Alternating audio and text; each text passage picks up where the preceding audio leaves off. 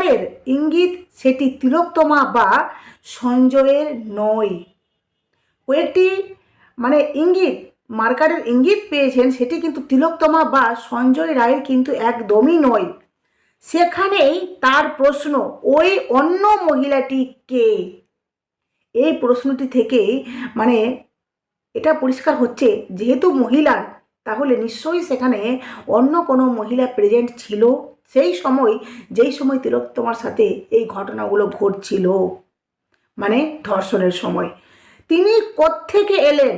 DNA report থেকে এই বিষয়টি স্পষ্ট নয়। তিনি কোথায় থেকে এলেন, কিভাবে এই যে প্রমাণটা পাওয়া যাচ্ছে যে মহিলা প্রেজেন্ট ছিলেন, সেটা কিন্তু ডিএনএ রিপোর্ট অনুযায়ী স্পষ্ট নয়, কিন্তু এটা অনুমান করা যাচ্ছে। তবে একই সঙ্গে তিনি এও জানাচ্ছেন, স্তন বৃন্তের নমুনা সঞ্জয়ের ডিএনএর সঙ্গে মিলে গিয়েছে।